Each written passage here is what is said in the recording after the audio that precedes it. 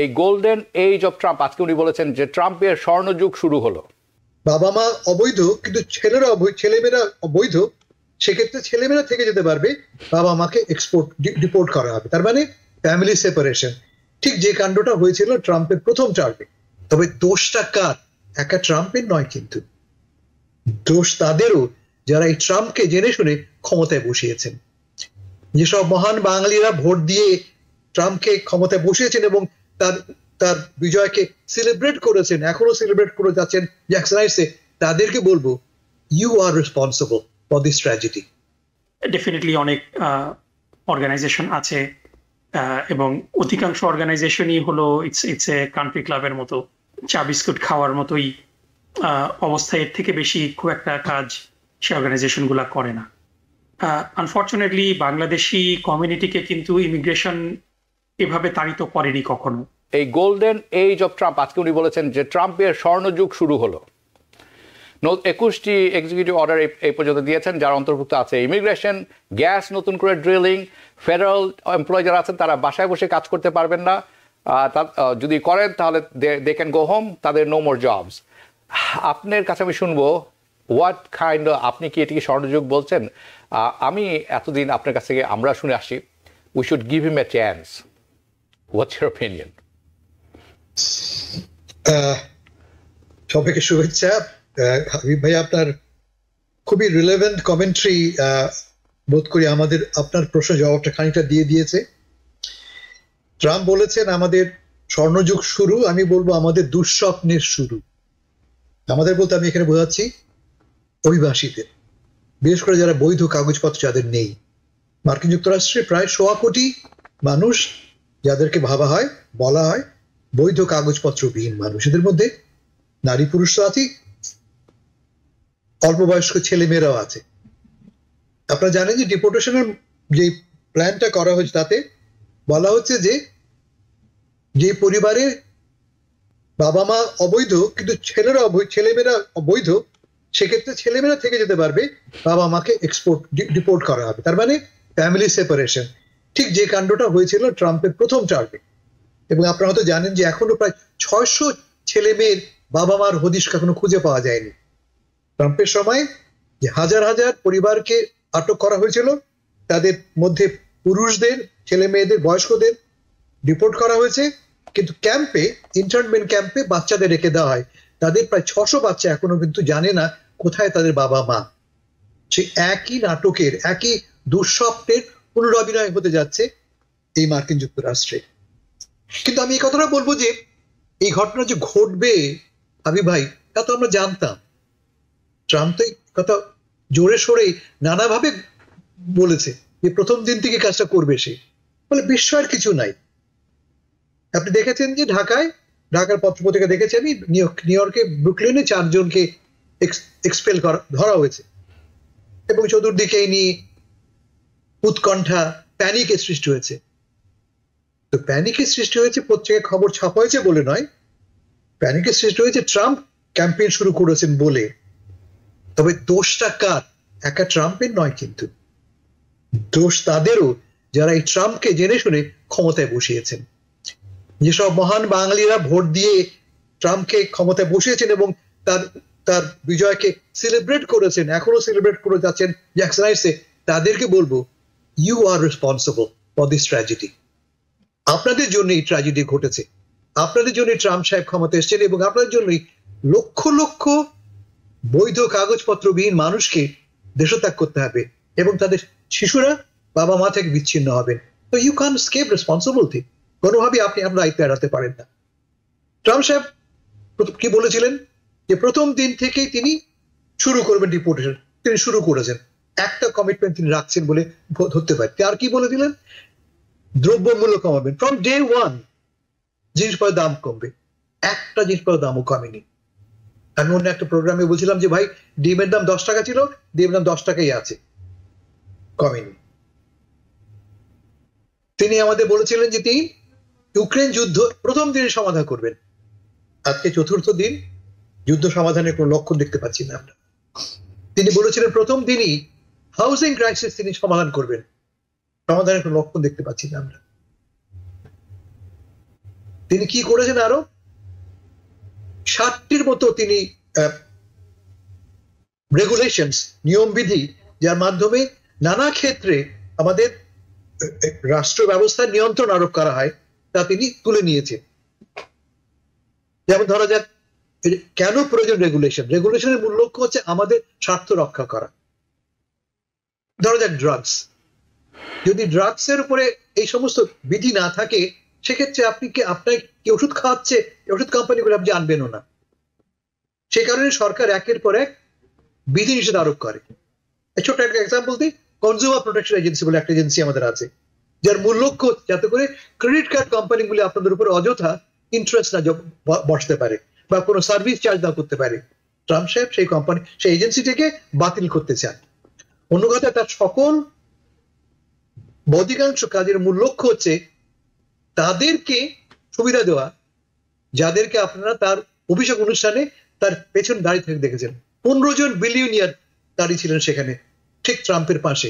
Trump হাতের ডান দিকে, হাতের বাঁ দিকে এই বিলিয়নিয়াররা, যে বিলিয়নিয়াররা প্রত্যেকে তাকে মিনিমাম $100 মিলিয়ন করে চাঁদা দিয়েছেন। বলে কার ইন্টারেস্ট তিনি প্রোটেক্ট করবেন? আপনারা, আমার তো নয়। যারা তাকে $100 মিলিয়ন দিয়েছেন, যারা ওইখানে দাঁড়িয়ে তার পাশে দাঁড়িয়ে আছেন, তারাই তো তার কানটা ভারী করার ক্ষমতা কার? আপনারা, আমার তো নয়, ওই বিলিয়নিয়ারদের।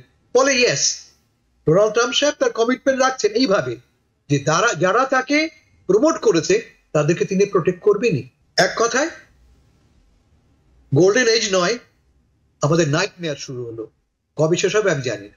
তো আমি এখন পর্যন্ত কোনো সংগঠনকে দেখিনি যে তারা এসে বলছে যে আমাদের একটা কিছু করা উচিত, আমাদের একটা সেল তৈরি করা উচিত, একটা ইনফরমেশন জায়গা থাকা উচিত।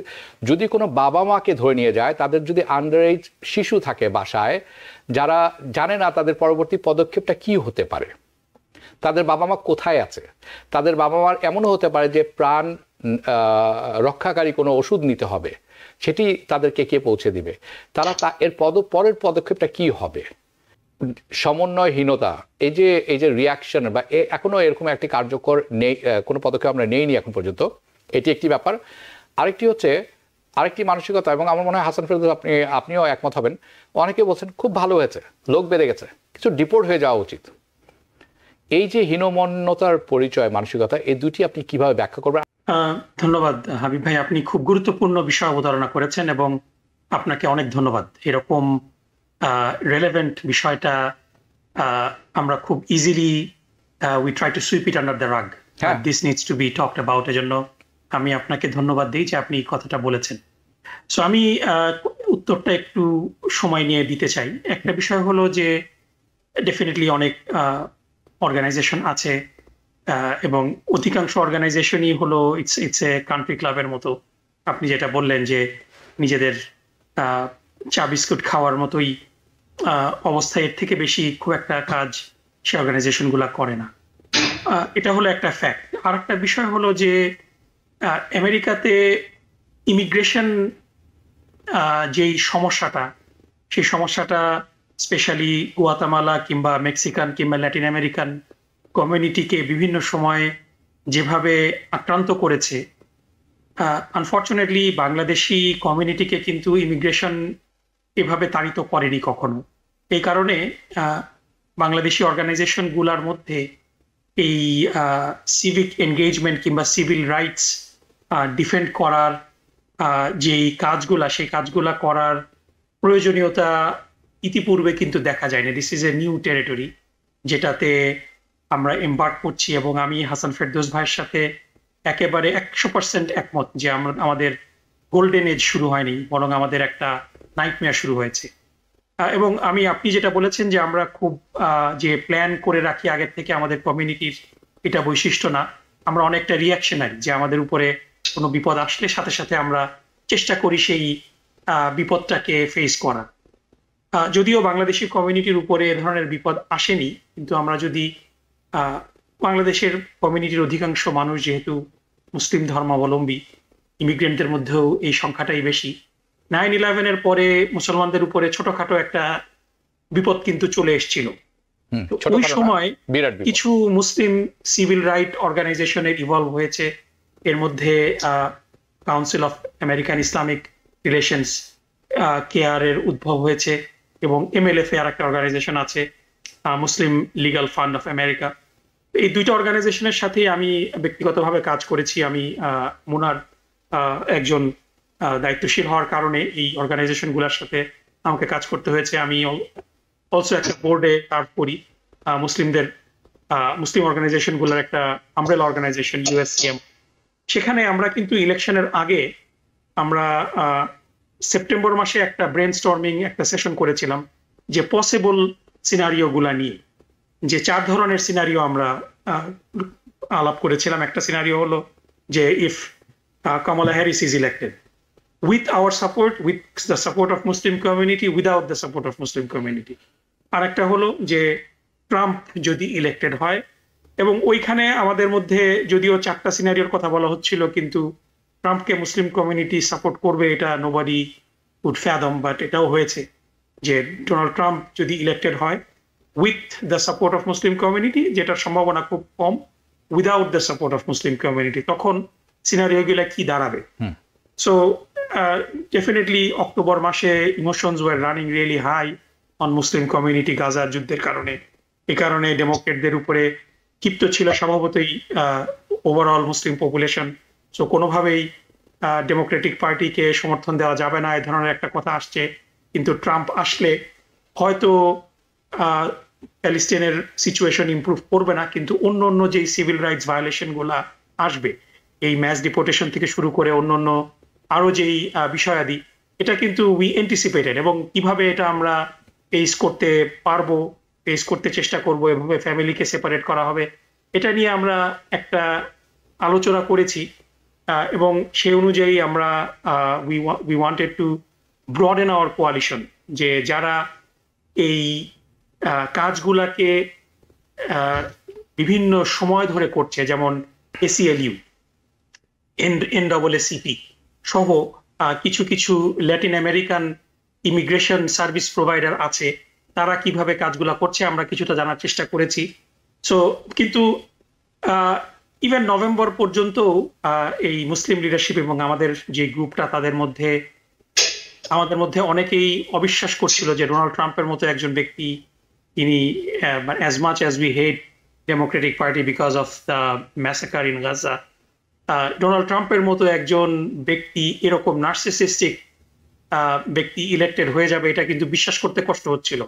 সেজন্য এই প্রস্তুতিগুলা কিন্তু খুব সিরিয়াসলি নেওয়া হয়নি। এটা হলো আই উইল অ্যাডমিট যে আমরা সেই প্রস্তুতিগুলা নেইনি। ইভেন ডোনাল্ড ট্রাম্প যখন ইলেক্টেড হলেন, তিনি সত্যি এরকম ম্যাস ডিপোর্টেশন করবেন, এটাও অনেকে কিন্তু বিশ্বাস করেনি। এবং ছোট্ট একটা আমি স্ট্যাটিস্টিক্স দিয়ে আমি কথা শেষ করব, আপনার প্রশ্নটার উত্তরের মধ্যে থাকবে যে আমেরিকাতে ডিপোর্টেশনটা কিন্তু মানে ইটস অ্যান অনগোয়িং প্রসেস। এটা কিন্তু যে ডোনাল্ড ট্রাম্প এসে করছেন বিষয়টা কিন্তু এরকম না। আমরা যদি শুধু জাস্ট 2টা টার্ম দেখি, যে প্রেসিডেন্ট ডোনাল্ড ট্রাম্পের 2016 থেকে 2020 সাল পর্যন্ত, এবং বাইডেনের 2021 থেকে 2024, সারপ্রাইজিংলি আমরা কিন্তু দেখব যে ডোনাল্ড ট্রাম্পের, আমার কাছে গ্রাফটা আছে, আমি খুব খুশি হতাম যদি আমি স্ক্রিনটা শেয়ার করতে পারতাম। সো আমি একেবারে মানে তথ্যভিত্তিক, এটা হলো এই ডেটাটা হলো CBP থেকে নেওয়া, যে আমরা যদি 2019 সালে দেখি, ডোনাল্ড ট্রাম্প 2019 সালে সবচেয়ে বেশি ডিপোর্ট করেছেন এবং সংখ্যাটা হলো 140,000। On the other hand Joe Biden 2021 সালে অলমোস্ট 200,000 মানুষ ডিপোর্ট করেছেন, এবং সর্বশেষ কিছুদিন আগে 2024 সালে 250,000 মানুষকে ডিপোর্ট করেছেন। সো এই ডিপোর্টেশনটা কিন্তু একটা অনগোয়িং প্রসেস, এবং ডিপোর্ট কাদেরকে করা হয়? যারা কোনো রকম অপরাধমূলক কাজে সংযুক্ত হয়ে যায় তাদেরকে, কিন্তু তারা যদি অপরাধমূলক কাজ সংগঠিত করার পরে তারা যদি অ্যারেস্ট হয়, তখন আইন শৃঙ্খলা বাহিনীর কোনো উপায় থাকে না তাদেরকে ডিপোর্ট করা ছাড়া। কিন্তু ডোনাল্ড ট্রাম্প যেটা করছেন, সেই একই কাজটা করছেন, কিন্তু এই কাজটা করছেন তিনি ভীতি সঞ্চারণের মাধ্যমে। নিউ ইয়র্ক থেকে সম্প্রচারিত TVN 24 টেলিভিশন, বিশ্বজুড়ে বাঙালির কণ্ঠস্বর।